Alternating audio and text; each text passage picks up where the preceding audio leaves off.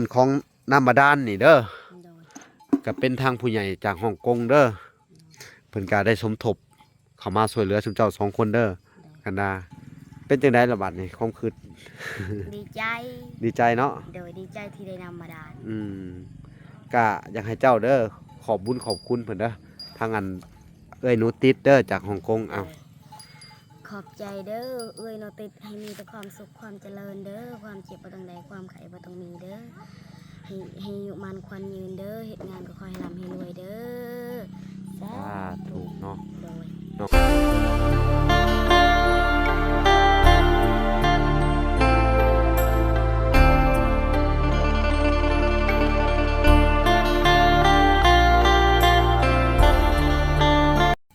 อ้าวโอเคพี่น้องเอ้ยเนาะกราบสบายดีพ่อแม่พี่น้องเนาะเบิดสู่คู่สู่คนพี่น้องเอ้ยเนาะกันยินดีเข้าสู่ช่อง YouTube เบาละสายบุญคุณธรรมคือเก่าพี่น้องเอ้ยเช่นเก่าเช่นเคยพี่น้องเอ้ยทักทายสบายดี FC ทางฝั่งไทยและ FC ทางฝั่งลาวและ FC ทั้งต่างประเทศนำเด้อพี่น้องเอ้ยเนาะที่รับชมเฮาละอยู่เนาะสบายดีพ่อๆแม่ๆเนาะอยู่ทางเมืองนอกเมืองนาพี่น้องเอ้ยเนาะมื้อนี้กะทางวละกะหลังจากที่ไปเบิ่งเนาะหลักบ้านน้องนาแม่คำตาพี่น้องไปเบิ่งเพิ่นเจาะน้ำบาดาลเนาะแล้วก็กลับมาติดตามเบิ่งน้ำบาดาลที่ทางบ่อน้อยเพิ่นเจาะหม้อไม้ให้บ่อน้อยเพิ่นเจาะเมื่อวานนี่เนาะแต่ว่าเป็นเงินของทางผู้ใหญ่ใจดีทางฮ่องกงพี่น้องเอ้ยคือทางเอ้ยหนูติดแล้วก็ทางเอ้ยจันเพิ่นพี่น้องเพิ่นก็พากเงินอัน ผ่านทางซ่องเบาละพี่น้องเอ้ยเนาะก็ต้องขอบคุญขอบคุณทางผู้ใหญ่ใจดีทั้งสองฐานพี่น้องก็จุดประสงค์ของทางเอ้ยหนูติดกันนี่แหละพี่น้องคือการเจาะน้ำบาดาลให้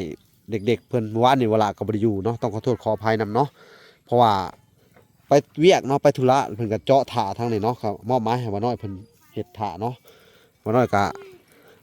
ได้เจาะแล้วก็เป็นที่เห็นห้อยบ่ฮู้ว่าน้ำใสหรือบ่เนาะพี่น้องเขาจะไปติดตามมึงทางน้องลินดาแล้วก็น้องกัญญาพี่น้องเอ้ยเพิ่นบ่ฮู้เอาน้ำมาแต่ใช้นะพี่น้องสิไปสอบถามเพิ่นก่อนพี่น้องเอ้ยนะอันนี้ก็บรรยากาศยังค่ำๆพี่น้องเอ้ยเนาะนี่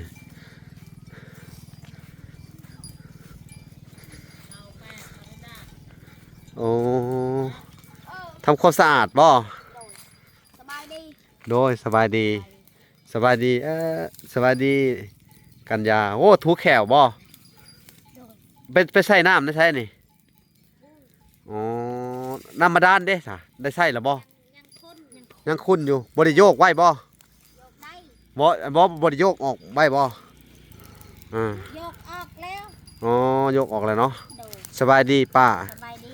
ป้าน้องนะลินดาพี่น้องเอ้ยเนาะเป็นจังไดอยู่ดีมีแฮง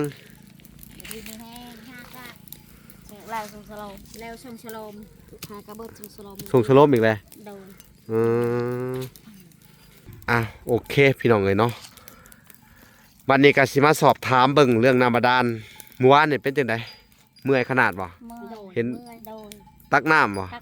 กน้ำอยู่นี่ลุงก็ตัก บ่ ลุงก็บ่ปัก อื มาน้ ซอยก็ขนาด ซอย อืม น้ำกัน โดยทางวลากะนี่แหละได้ยินข่าวว่าแล้วแหละเนาะก็ต้องขอโทษขออภัยนำทางผู้ใหญ่เนาะทางเอ้ยหนูติดแล้วก็ทางเอ้ยจันเพิ่นที่ว่าผากเงินมาเมื่อวานในเวลาก็ได้ไปธุระแต่ว่าได้คุยกับทางสั่งนาวดาแล้วเพิ่นก็ว่าพาอยากเจาะที่จริงก็บ่ล่ะว่าให้รอก่อนเนาะสักมื้อนึงว่ามื้อนึงเจาะแต่ซุเพิ่นก็พาว่าอยากเจาะก่อนก็เลยว่าเอ้ามอบหมายให้ทางบ่น้อยดูแลต่อเนาะไปเบิ่งลินดา ไปจะเบิ่ง ไปมันขุ่นนะหรือมันใช้ มันข้นสูบเยอะก่อนสูบ อืมพี่น้องไง สูบนี่ อืม นี่ยังสะอาดน้ำนี่ยังสะอาด โอ้เสากับมาแหละเนาะ โดน โอ้เสางามได้พี่น้องเลยขักอะไรเป็นจะได้ดีใจบ่เสาได้เสา ใหญ่ เสากับมาเลยเนาะนำมาด้านก็ได้เลยไปเบิ่งไปสูบไว้เด้อสูบออกรถขู่มือแต่ละมือฮะลองสูบเบิ่ง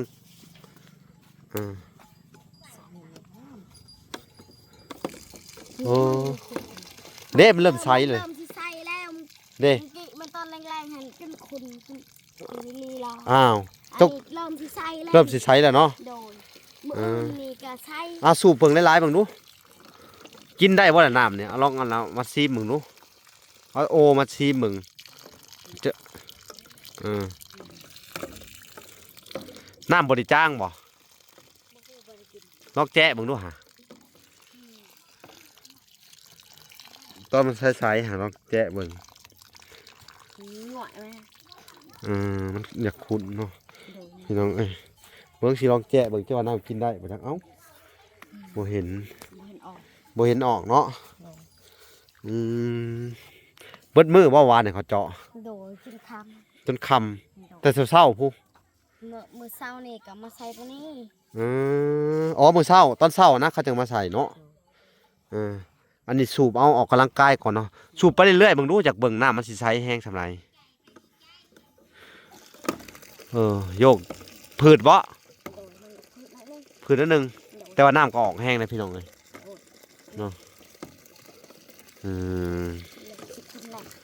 สิคุณแล้ววะคุณมันอันนั้นมัน สูบออกให้เบิดเลยน้ำขุ่นเดี๋ยวมันก็ใสเอง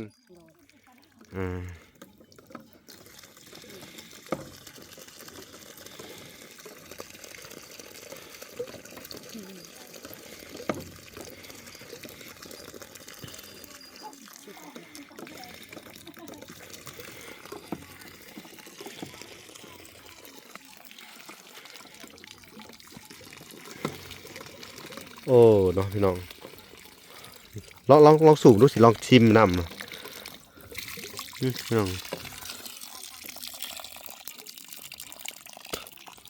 น้ำดักจางเนาะน้ำจางพี่น้องเลย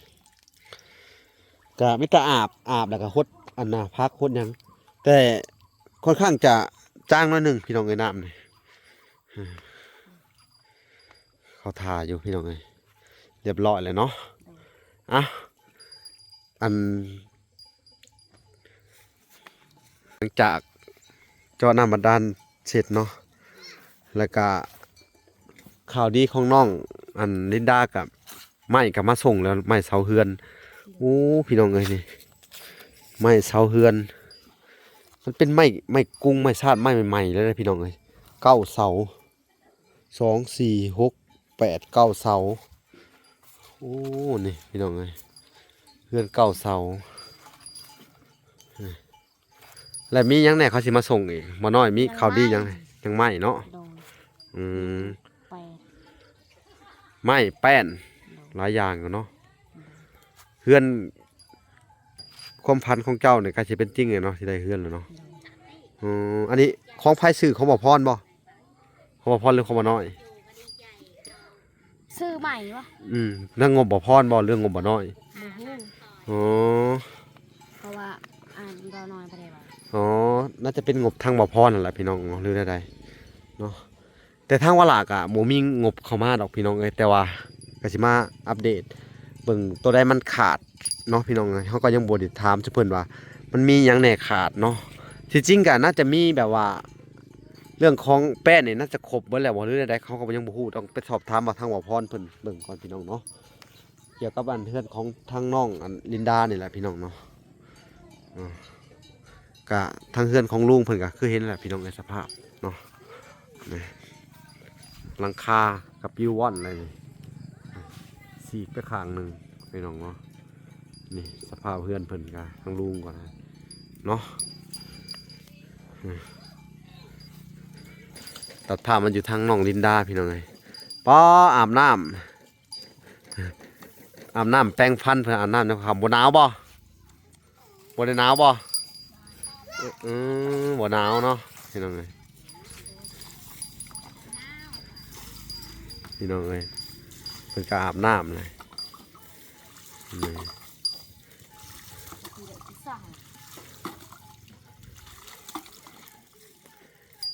ลินดาบ่อาบบ่ได้อาบเนาะหลังจาก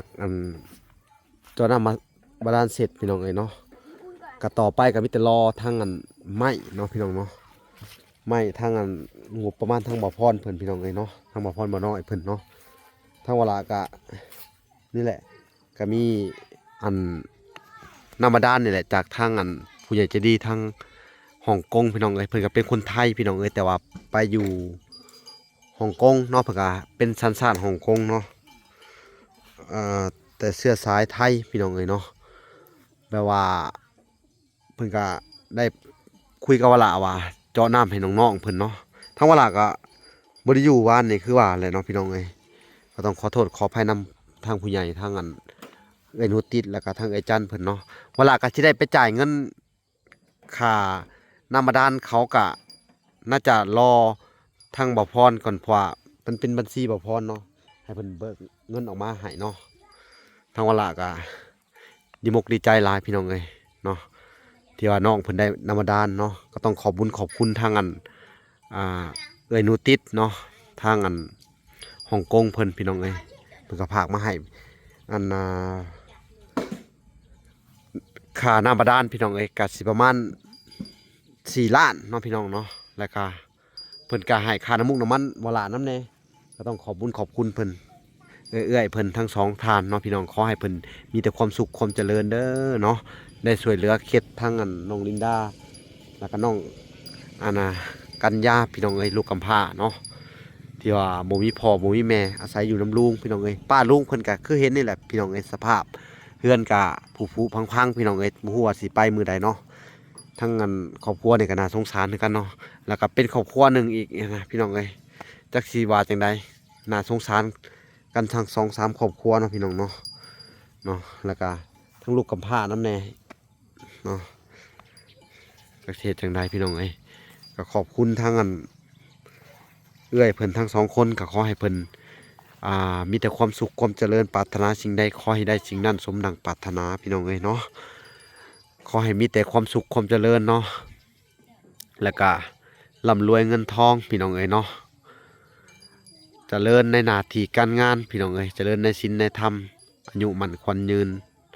เด้อสาธุพี่น้องเอ้ยเนาะทั้งวลากับมุ้ยยังที่ตอบบุญแทนคุณเพิ่นเนาะครับมีแต่คำอวยชัยให้พรนี่แหละพี่น้องเอ้ยเนาะอันนี้ในเรื่องของเงินเฮือนเนี่ยก็รอไปเรื่อยๆแหละพี่น้องเอ้ยก็ให้ทางบ่อพรเพิ่นจัดการเนาะเพราะว่างบเพิ่นเข้าอันทางบ่อพรเพิ่นเนาะถ้า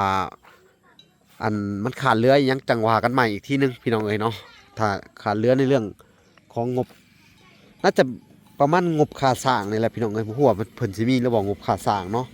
โครงหลังคาอหยังประมาณนี้แล้วก็วงกบบ้านประตูนี่แหละเนาะทางเฮือนนี่แต่ไม้นี่น่าจะพอแหละเดี๋ยวเวลาก็ต้องสอบถามเพิ่นใหม่อีกทีหนึ่งเนาะพี่น้องเอ้ยกับมานี่แหละก็สิให้น้องเพิ่นขอบคุญขอบคุณทางอันเอื้อยโนติสอีกทีหนึ่งพี่น้องเอ้ยเนาะเวลาก็มาอัปเดตทีหลังหมู่พี่น้องเอ้ยในการเจาะน้ำบาดาลเสร็จแล้วก็ได้อัปเดตเนาะอานากะในส่วนของน้ำบาดาลนี่เด้อ โดย ก็เป็นทางผู้ใหญ่จากฮ่องกงเด้อเพิ่นก็ได้สมทบเข้ามาช่วยเหลือชุมเจ้า2 คนเด้อกันดาเพิ่นเอ็นดูเมตตาสงสารชุมเจ้าเด้อ โดย จึงได้กาสู้ๆไปก่อนอดเอาเด้อ โดย อันนี้ก็เพิ่นก็เต็มที่ได้เนี่ยสุดๆแล้วเพิ่นว่าสิช่วยน้ำมาด้านเพิ่นก็อยากให้ชุมเจ้ามีน้ำมีหยังใช้ก็ให้ระมัดระวังใช้ก็เนาะแล้วก็ประหยัดใช้เอาเด้อโยกเอาก็โยกมือเนี่ยมันก็ออกกำลังกายไปในโตวเนาะถ้าเฮาสิใส่ได้เพิ่นก็บ่มีไฟฟ้าพี่น้องเอ้ยเฮือนหลังนี่เฮือนลุงเพิ่นนี่ก็บ่มีไฟพี่น้องเอ้ยเฮือนน้องนั้น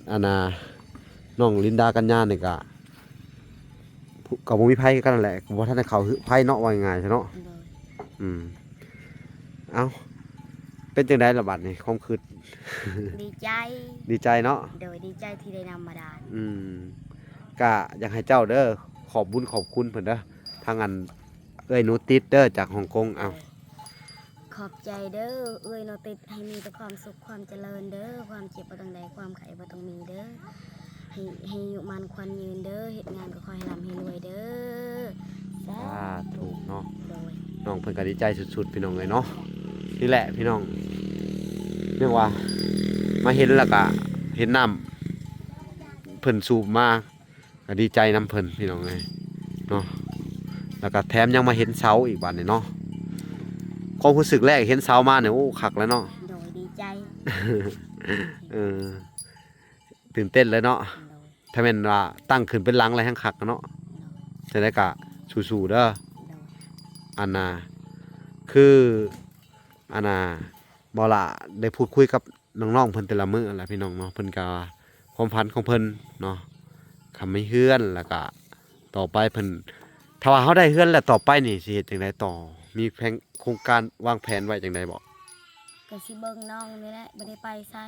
อื อยู่ใน ม เฮือน โอ้ มาจอป้าโอเค โดย โดย อ้าวกับแบบซั่นล่ะเด้อเขาว่า โดย กะดูแลน้องเนาะ2คนเนาะเฮากับหมู่มีพ่อหมู่มีแม่ท่านมีเฮือนมีซ่านจากผู้ใหญ่เพิ่นช่วยก็มีแต่ว่า โดย ให้เจ้าดูแลเอาเนาะอันนี้ก็เป็นบุญวาสนาของทุกเจ้าหั่นแหละเด้อถ้าเพิ่นช่วยเข้ามาก็เป็นบุญเนาะถ้าสิเฮ็ดจังไดเนาะเวลาก็ดีใจนำเนาะอันนี้ลูกกระพร้าหน้ากำพร้อยแท้ๆพี่น้องเอ้ยบ่มีพ่อบ่มีแม่จักสิเฮ็ดจังไดพี่น้องเอ้ยเนาะเห็นเสาเห็นหยังมาเวลาก็ตื่นเต้นนำได้นี่ ก็คิดว่าน้องเพิ่น สิบ่ได้เพิ่นเลยแรกๆเนาะก็บ่เห็นไผติดต่อเข้ามาพี่น้องในทางวลาก็มีแต่ว่าติดต่อน้ำเนาะแต่ว่า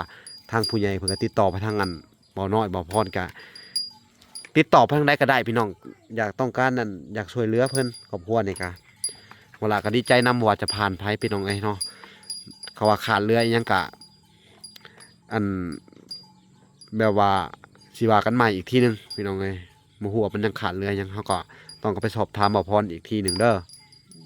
แต่ว่าได้สำนีก็ดีมุกดีใจหลาย โดยดีใจหลาย เพราะว่าคันเริ่มแรกพี่น้องเอ้ยก็ยังเห็นเสาเห็นน้ำบาดาลมาเนาะ โดย เวลาก็คอยมาถ่ายใส่ก็ติดตามไปเรื่อยๆเนาะทางเฮือนป้าเฮือนลุงกะพี่น้องเอ้ยหลายคนกะคือว่าแหละแนะนำว่าแนะนำให้เวลาซอยป้าลุงเพิ่นแหน่เพิ่นว่าโอ้ยเวลากะนี่แหละก็สิได้มาถ่ายอัปเดตเบิ่งนี่แหละพี่น้องเบิ่งนํกันเนาะมันถ้ามีงบเฮาก็อันนี้ก็มันก็ขึ้นกับปัจจัยของผู้ที่อยากซอยเล่าพี่น้องเอ้ยเนาะทางเวลานี่ก็เป็นได้แค่สื่อกลางพี่น้องเอ้ยเนาะเป็นได้แค่ม่านถ่ายทำเนาะมาเป็นสะพานบุญให้เนาะก็ต้องขอโทษขออภัยนักบุญต้นทุนชาวบ้านพี่น้องเอ้ยเนาะอาศัยเงินเดือน YouTube พี่น้องเอ้ยก็ต่ำๆพี่น้องเอ้ยเนาะอันน่ะจิตอาสาแบบว่าพอเฮาได้เดินสายนี่แล้วพี่น้องเอ้ยเนาะมันก็เลิกบ่ได้พี่น้องจะมันเป็นจังไดเนาะเพอเฮาเห็นคนทุกข์คนยากเนาะเฮาก็นี่แหละยื่นมือเข้ามาช่วยคือก็เห็นเด็กๆเพิ่นเนาะในหนทางเนาะเดินขายหน่อมงหน่อไม้เนาะแล้วก็หมู่มีพ่อหมู่มีแม่หาเงินซื้อข้าวเนาะทางบ่ล่ะก็แล้วก็ทีมงานก็เลยสอบถามเบิ่งคือว่าแหละคลิปแรกๆกับพี่น้องเอ้ยเนาะและบ่มีพ่อบ่มีแม่นำแล้วช่วงเฮาก็มาติดตามเบิ่งนี่แหละมาถ่ายทำไปเรื่อยๆนี่แหละพี่น้องก็ทิมบ่ได้ดอกพี่น้องเนาะถ้าบ่มีก็สิคอยมาถ่ายทำไปเรื่อยๆแหล้วพี่น้องเอ้ยอ้าวพี่น้องอันนี้ก็ครอบครัวทั้งน้องลินดากัญญาเพิ่นก็เริ่มแรกก็นี่แหละมีไม้มีหยังเข้ามาเนาะทางเฮาก็สิมาติดตามเบิ่งเรื่อยๆเด้อสู้ๆไปก่อนเด้อทางเจ้าก็อดเอาก่อนเด้อ โดย อดเอานี่แหละพี่น้องเอ้ยเนาะน่าสงสารครอบครัวเพิ่นเนาะนี่แหละทั้ง3ครอบครัวนี่จักสิเฮ็ดจังไดพี่น้องเอ้ยเนาะเรื่องของเงินคำมันก็จักสิว่าจังไดแต่ละคนก็ได้เนาะผู้ใหญ่เพิ่นก็บ่มีคือกันจักสิจะได้อดเอาก่อนเด้อถ้าบ่ได้ก็นี่แหละเฮาก็มาอัปเดตกันไปเรื่อยๆแหละพี่น้องเนาะก็ทิมบ่ได้แล้วจักสิเฮ็ดจังไดเนาะก็มีแต่ว่าให้เจ้าสู้ โดย ๆอดเอาเนาะอ้าวโอเคพี่น้องเอ้ยคลิปนี้ก็มันค่ำแล้วพี่น้องเอ้ยตะเวนก็ตกดินแหละตะเวนค่อยค่ำลงแรงแหละพี่น้องเอ้ยทางเวลาก็สิได้ขอตัวลำลาก่อนพี่น้องเอ้ยเนาะปล่อยให้น้องลินดาเพิ่นเฮ็ดเวียกเฮ็ดงานมื้อนี้กินข้าวกับหยังอืม กินข้าวกับต้มผักเมื่อกี้ อืมโดย โดย สู่ไปก่อนเด้อ โดย อดเอาก่อนลวกผักเนาะป้าเฮ็ดหยังให้กินลวกผักบ่ ป่าตำอะป่าอาทิตย์ป่าปิงป้า อืม ปิงปลาดุก แล้วก็ลวกผักนำแน่ แล้วก็จำแจ้ว ตอนแรงเด้ซะตอนแรงนี่ กินปลาและปลาปิงเอาไว้ อ๋อสิกินปลาเนาะ โดย เอาโอเคสู้ๆเด้อหุ่นเป็นได้นักร้องเฮาไปฮอดไสแหละห้องเพลงบ่ กันกันยาห้องเพลงม่วนอยู่บ่ มา เป็นอยู่บ่บัดนี้ เป็นคือกัน เป็นแล้วบ่ เป็นไม่หนักไม่นึ่ง เป็นอันหนึงเอาลองทิมท่าอีกเนาะอ่ะ เอาตั้งใจลูกอืมเอาลองดูสักตอนหนึ่งก่อนจบเพลงอะไรก่อนจบว่ะ ไม่จบ บ่จบก็ได้เอาหน่อยหนึงก่อนจบคลิป อยู่ในความฝัน มีบ้านงามๆหนึ่งหลัง เออ รถจักรหนึ่งคันตาหวัง ให้แม่พ่อเพิ่นพ่อได้ขี่ตรังดิ้ง เอ้ยแย่โอเค พี่น้องเอ้ยกำลังสิไปได้สวยร้องอีกเด้อหัดร้องอีกเด้อโอ้ ห้องกูมือเลย ห้องกูมือเลยป๊อดเสียงสุดยอดเลยพี่น้องมาห้องอันน่ะห้องอีกเด้ออีหล่าเด้อ โดย เดี๋ยวจะเอาลูกอมมาให้อมยังอายอยู่บ่ โดย เดี๋ยวจะเอามาแบ่งให้เพราะว่าทั้งอันเมดทอนแก้วเพิ่นกระผากอัน ลูกอมเจ็บคอบ่มาลูกหึกินยาอยู่บ่นี่กินยากับบ่ เป็นสีบด กินชิเบิร์ก็ยังบ่ดีอยู่เร็วหมดแล้วแม่นบ่กินยา บดแล้วนะไม่ได้ตัว อืมคำอนากาสีเอาอันน่ะลูกอมมาให้ลูกอมมือจึงเจ็บคอบ่ลูก โดยยังเจ็บ อีหล่าเจ็บคออยู่ โดย แม่นเฮากินพิษเลยบ่เฮากินแต่หวานเลยบ่ได้อืม บอก อืมบ่ติ กินนมเล็กจะซอย นั่นแหละบ่เฮากินเฮายังไออยู่บ่ได้มีหยังมีแต่ไออย่างเดียวเนาะ โดย บ่ได้มีอันเสมหะหยังว่าอันน่ะ ไอ้น้อยว่า เออ ไอ้พ่อมามี เออมีขี้กระเทอบ่ในคอเฮานี่ มีอันยังก็บอกกัน แต่น้ำมูกค่ะนะน้ำมูกค่ะไอ ขมุกค่ะ ขี้มูกค่ะบ่มีบ่ไอ นี่มันน่ะ ใน สองอัน ในคอเฮานี่ได้ไอเข้ามา มีไอ้พ่อไอ้น้อยว่า เอออ๋อไอพอดว่ามีขี้มีหยังนะ มีอะไร บ่มีนั่นเจ้าไอล่ะมีขี้กระเทอบ่ในคอนี่ มีสองอัน อ๋อมี2อันเนาะ มีขี้กระเทอ2อันพี่น้องเอ้ยเนาะเอาอันน่ะอีหลานอันห้องเพลงนี่กันมักอยู่ว่าเพลงนี่ นักกัน มักเนาะ ได้ แต่หัดร้องเก่งๆเด้อ ได้ โอ้ยอันน่ะมีอันผู้ใหญ่เพิ่นเบิ่งหลายเด้อชมเจ้าเด้อ เลย ชมเจ้าว่าเจ้าห้องเพลงเพราะได้อันนี้ก็เพราะได้พี่น้องเอ้ยเพิ่นร้องเพลงกินข้าวๆเนาะเอาโอเคพี่น้องเอ้ยสิปล่อยให้น้องๆเพิ่นอันน่ะอันไปอันน่ะก่อนพี่น้องเอ้ยไปพักผ่อนกันเนาะโอ้บ่พรก็มาเลยพอดีเลย โอ้ฮักก็มาฮอดเดินทางมาฮอดบ่สบายดีบ่พร มันก็มาฮอดกินนี่แหละ คือกันบ่ล่ะก็เดินทางมาฮอดตอนช่วงบ่าย แม่นบ่ ก็มาอัปเดตน้ำบาดาลเพิ่นนั่นนี่ เป็นได้แล้วจังมองน้ำบาดาล จังหวะบ่น้อยเพิ่นอันจัดการน้ำบาดาลก็เห็น บ่น้อยไปใส่ตู้เลย เพิ่นไปบ้านน้องแนนนา เจ้าน้ำประชา ตอนน้ำบาดาลคือกันตอนนี้เนาะเฮาก็ยังสิเข้าไปอยู่ โอ้ยัง ไป บ่ทันได้แล้ว ยังบ่ทันแล้วอยู่ โอเค เป็นอะไรบ่พรเรื่องงบประมาณนี่มันมีขาดอีหยังแหน่ทางเจ้าเพื่อนของน้องนี่ งบประมาณน้ำประพรนี่คิดว่าน่าจะ พอ พอแตกไหม มาแต่ไม่แต่ว่าขาดสร้างยังบ่มี แม่น โอ้พี่น้อ ค่าง เอ้ย สร้างค่าสังกะสีค่าวงกบนั่นนี่ โอ้พี่น้องเอ้ยเนาะแสดงว่าถ้าเฮายกขึ้นโค้งห่าง แต่ก็ยังขาดสร้างเนาะ แม่น ขาด แล้ว ค่างบ ก็ ประมาณ ค่า สร้า ส ง ร้าง ค่าสร้างก็สิประมาณ18 19ล้านก็สิซ้ำเก่าเนาะเฮาสิขอเพิ่นสำนั้นแหละเนาะ โดย 18 19ล้านเนาะแล้วก็นี่แหละพี่น้องจำนวนขาดสร้างก็ประมาณ18 19ล้าน แล้วก็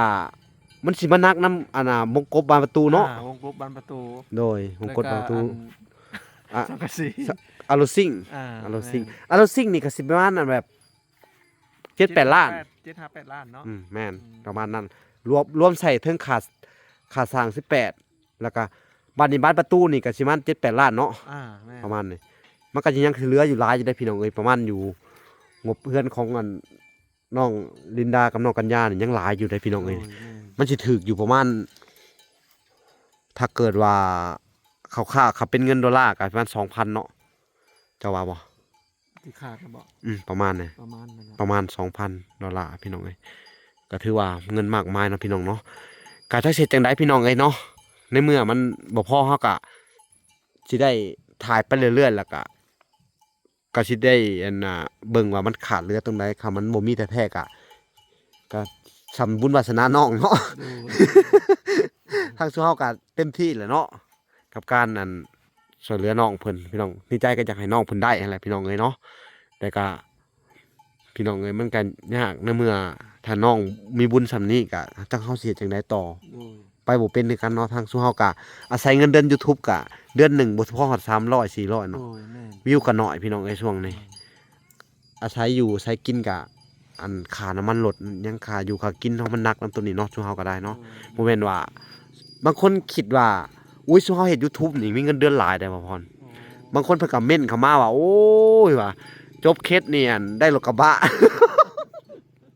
โอ้พี่น้องเอ้ยไผบ่ฮู้ไผพี่น้องเอ้ยเนาะก็จังแม่นจักสิว่าจังไดเนาะทางซุเฮาก็เต็มที่เนาะอาศัยเงินเดือนน้อยๆพี่น้องเอ้ยคำแม่นว่าทั้งอันผู้ใหญ่เนาะแต่ละคนที่ว่าเพิ่นผากมาบางคนเพิ่นให้น้ำมันได้ โดย ถ้าว่าถ้าว่าเพิ่นบ่ให้ในส่วนนั้นก็ซุเฮานี่ก็บ่ได้อยู่ได้ฮอดซุมนี้เนาะ โดย ก็บ่ได้ลืมบุญคุณผู้ใหญ่ทุกๆท่านเนาะพี่น้องที่ผากมาทุกคนเพิ่นก็ให้เนาะค่าน้ำมูกน้ำมันพี่น้องก็พอได้ใช้จ่ายพี่น้องเอ้ยจักเฮ็ดจังไดขอบคุณทุกคนเนาะที่อัน